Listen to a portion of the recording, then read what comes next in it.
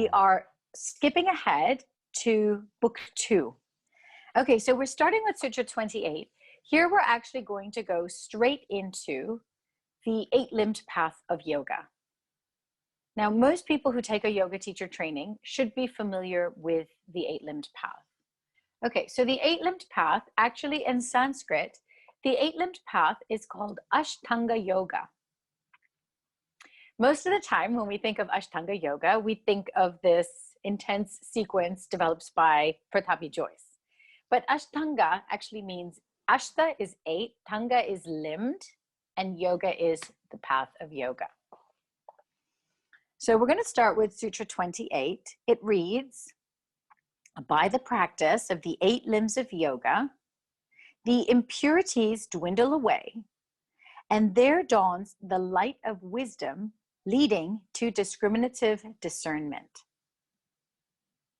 By the practice of the 8 limbs of yoga, the impurities dwindle away, and there dawns the light of wisdom leading to discriminative discernment. So let me break this down a little simpler. When you practice this 8-limbed path, so it seems like it's a step-by-step process. The impurities, and by here we're talking about the impurities of your mind, they start to dwindle away. By dwindling away, it implies a gradual lessening, slowly and steadily. There dawns the light of wisdom. So as you start to lessen these mental thought patterns that are no longer serving our peace, you'll have moments of wisdom, the light of wisdom. And with repeated moments of these lights of wisdom, it leads to discriminative discernment, which means you're going to be able to make much better decisions about your life than you have to this day. So when you practice them, now we learned in our last lesson what practice is. Practice is any effort to make the mind steady. And for it to be firmly grounded, it needs to be done for a long time, without a break, and with all your heart. All right? Patience, perseverance, and passion. That's really what you need. So when we look at this, this is how you can practice yoga. All right? And yesterday when I said asana and pranayama are only a quarter of it, you'll know why in the next sutra. So look at Sutra 29. If you have the Yoga Sutras book, please highlight number 29. Okay, the 8 limbs of yoga are yama, abstinence; niyama, observance; asana, postures; pranayama, breath control; pratyahara, sense withdrawal; dharana, concentration; dhyana, meditation; and samadhi, contemplation, absorption, or superconscious state. So these are the 8 limbs of yoga: yama, niyama, asana, pranayama, pratyahara, dharana, dhyana, samadhi.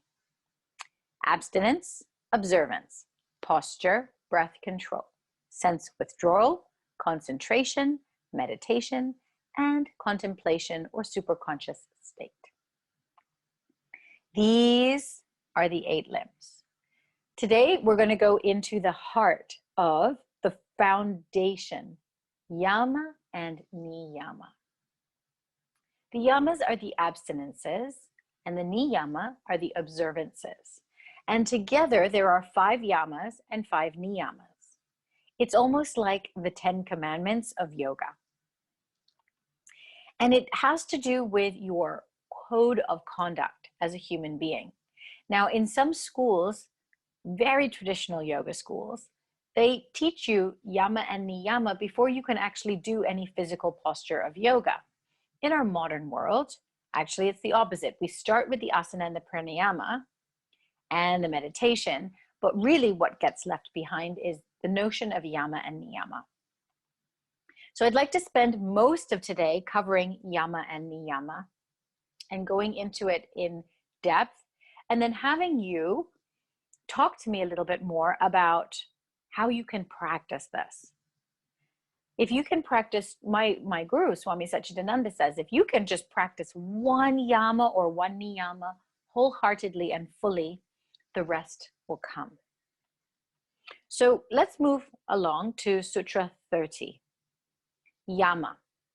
Yama consists of non-violence, truthfulness, non-stealing, continence, and non-greed. I'm going to go into each one by one and explain it in much deeper, in multifaceted ways. Because sometimes you look at a word and you think of it just in one context. But actually in the practice of yoga, it happens in multiple contexts. So the Sanskrit for nonviolence is ahimsa. The Sanskrit word for truthfulness is satya. The Sanskrit word for non-stealing is asteya. The Sanskrit word for continence is brahmacharya. And the Sanskrit word for non-greed is aparigraha. Most of you who practice yoga regularly must have heard ahimsa a lot. It's one of the more famous ones, especially among vegans. It means non-violence. Let's move on to Sutra 31. These great vows are universal, not limited by class, place, time, or circumstance. So Sri Patanjali here is referring to these 5 yamas: ahimsa, satya, asteya, brahmacharya, and aparigraha.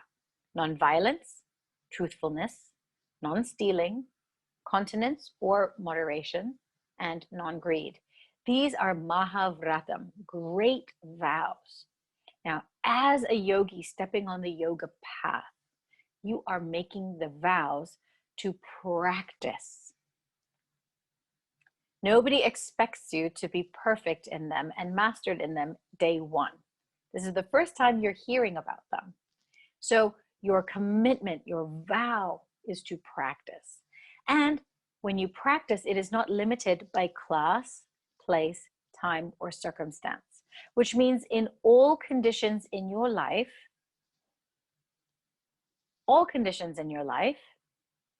it's very important to consistently practice them and keep your awareness of these great vows in your mind. So one of my previous students talks about the yamas and the niyamas like opening up a Pandora's box. Once you open it, you cannot close it and you cannot reverse. I don't know if any of you have seen the movie The Matrix. In The Matrix, the guy talks about the secret, and you can take 2 pills, a red pill or a blue pill. And the red pill, you can go back to your life and forget about any of this and live in the dark. But if you take the blue pill, your mind will be opened and you can never go back. So that's kind of like what these are. So please be prepared. By class, place, time, or circumstance means that, you may live your life a certain way on your daily routine, but let's say you go on a vacation. It's no excuse to throw these values out the window. You must constantly practice it no matter what situation you're in. Even if you're faced with a very challenging situation at work or in your life, this is something that you need to be aware of. Let's move along to number 32. Niyama are the observances, and they consist of purity, contentment, accepting but not causing pain, study of spiritual books, and worship of God or self-surrender. Now, I know that yoga is not a religion, so I'm going to go into each and every single one of these in detail so that you can find a way to practice all of them without going against your fundamental belief systems. Because many of my students are atheist and agnostic, and they don't believe in the notion of a God. Many of my students do not follow a religion. However, a lot of them do follow a religion quite faithfully. And so I'm going to explain to you how to practice yoga in a way that suits not just your belief system, but in a way that if you decide to teach this, you can start to teach this with your students that does not disturb their peace of mind because it doesn't go against their fundamental belief systems. So coming back to the niyamas, the Sanskrit word for purity is socha. For contentment, it's samtosha. For accepting pain and not causing it in return, it's called tapasya.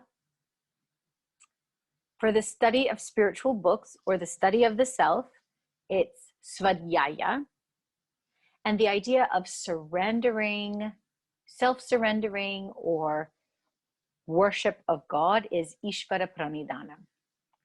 That's a big word. I'll say it slowly. Ishvara Pranidhanam. So you can see that the Sanskrit is there written in the books, right? I mean, it's written in English as well. So now you have it, these 5 observances, the niyamas, and the 5 abstinences, the yamas. The yamas and the niyamas, I like to say, are yoga's forgotten foundation. With the yamas, this is kind of your relationship with the world around you. With the niyamas, it's almost like your relationship within yourself. So you can say interpersonal relationships and intrapersonal relationships. Now, Sri Patanjali knows very clearly that you are about to enter the Pandora's box. You're about to open the Pandora's box.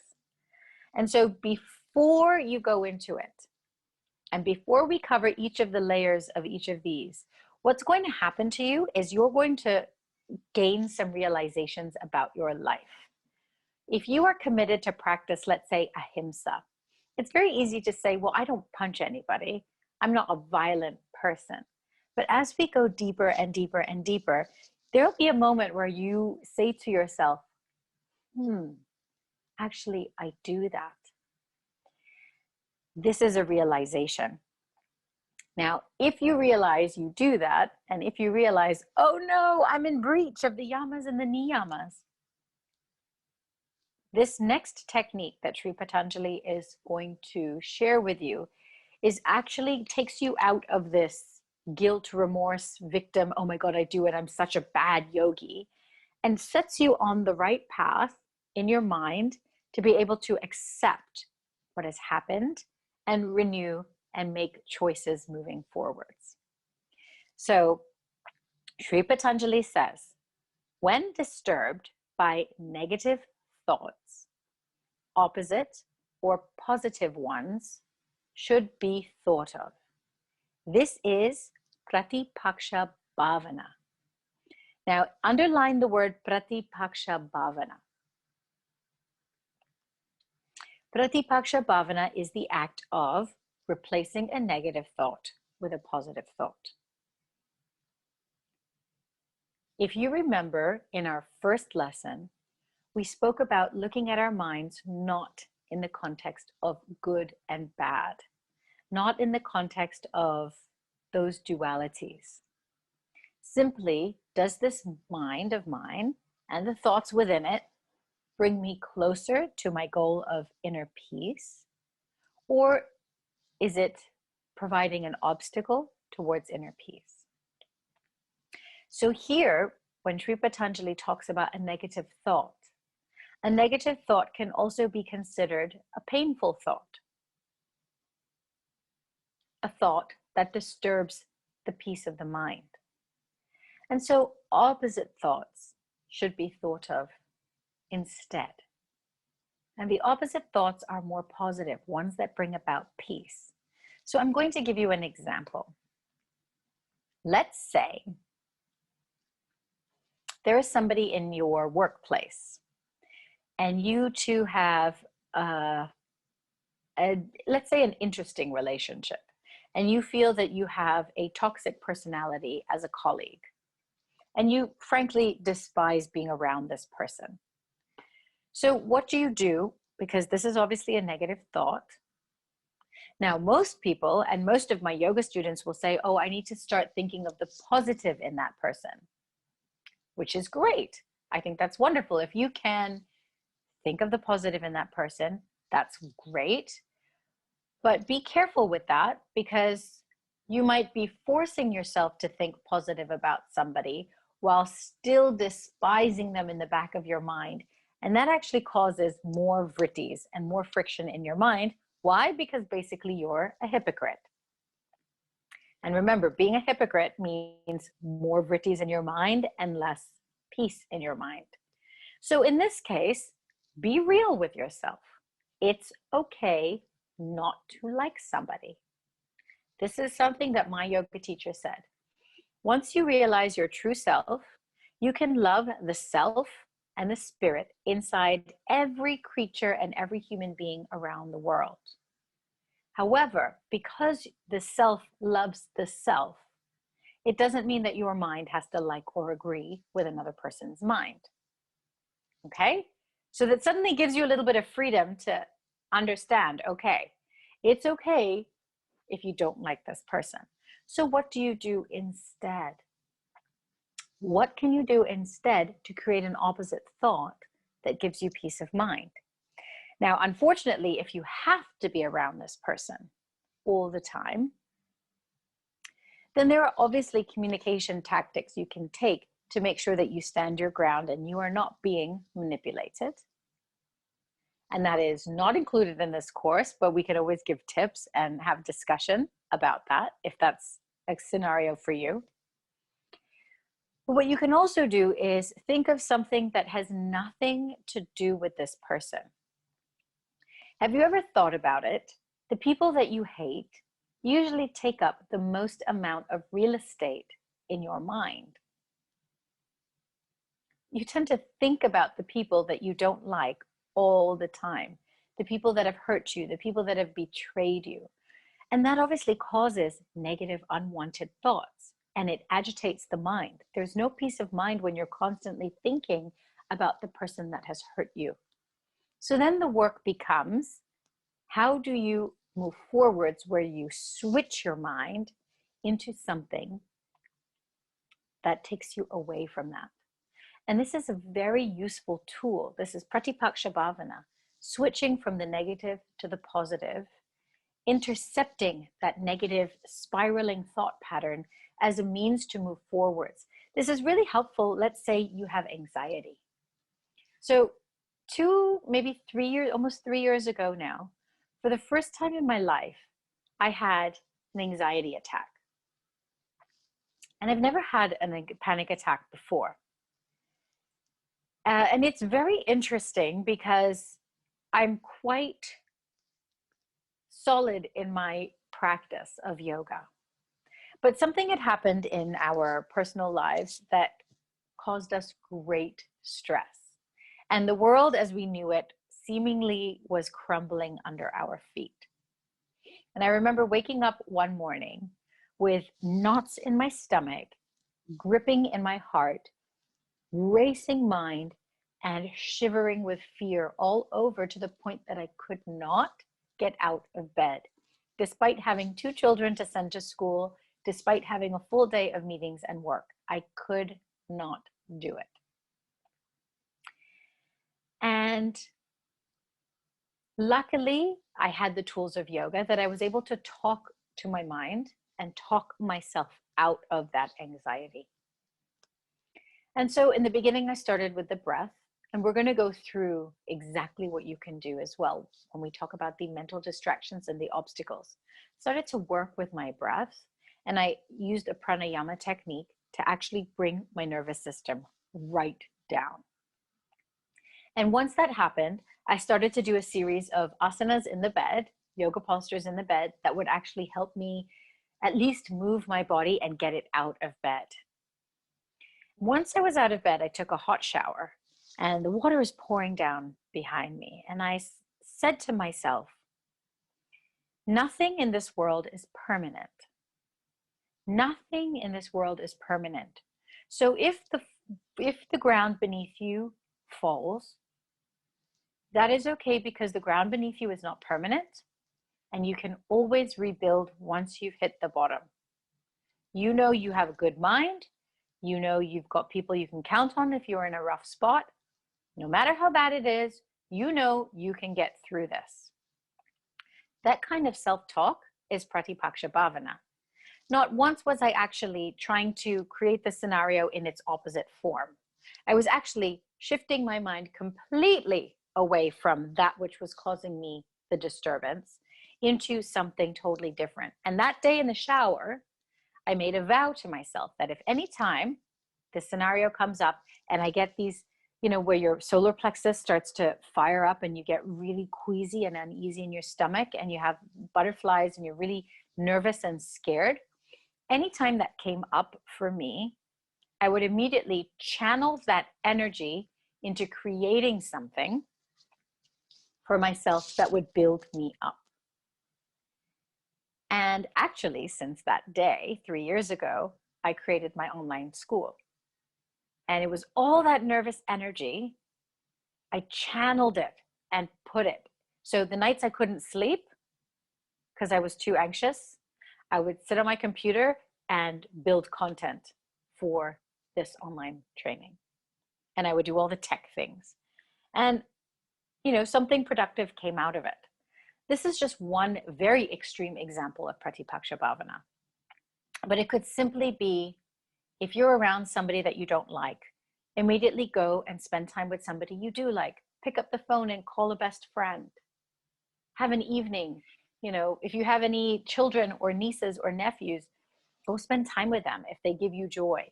This is how we, sorry, I just need to shift a little bit. This is how you can use Pratipaksha Bhavana, right? So if something in your yoga studies and your practice reveals to you that, oh my gosh, I'm in breach of the yamas and the niyamas, just employ Pratipaksha Bhavana. Okay, well, I'm on this journey. I'm going to be able to change. And change because I want to change. Change not for the sake of appearing to be an amazing yogi, because actually outward appearances count for nothing in the world of yoga. It's between you and your mind only. So as we go into the yamas and the niyamas in depth, I'm going to share with you another technique, okay, which is Sutra 34.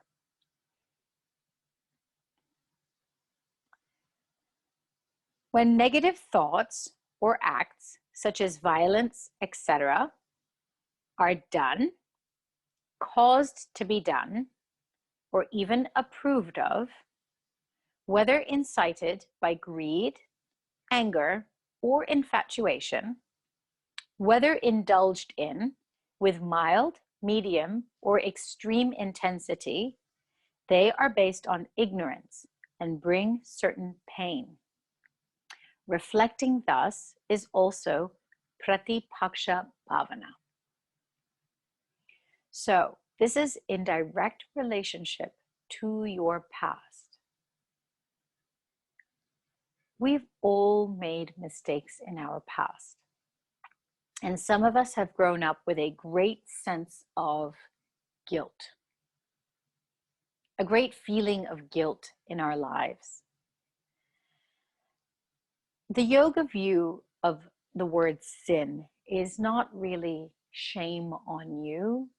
It is more, you have made a mistake, you feel an element of remorse, reflect on it, and move forwards. And that is exactly what this sutra is trying to teach us. As you go through the yamas and the niyamas and you understand how to practice them, you will realize that there are probably negative thoughts and acts in breach of the yamas and the niyamas that you have done. Even if you haven't done it yourself, you've caused it to be done. Or you've even approved of it. So by staying silent, it is allowing somebody to bully somebody else and not standing up for that person. And it's okay, because that was your capacity. Whether it was incited by greed, anger, infatuation, even fear, Fear prevents us from standing up for other people. And whether you indulged in it mildly, so it was only once and it was only a little bit, or you did it with medium or intense, extreme intensity. So whatever you've done in your past, whatever mistakes you have made, remember that they were based on ignorance. You made those decisions without the yogic knowledge, without the knowledge of understanding your mind in this context. So reflect on it, understand it, and move forwards from it, if that makes any sense to you.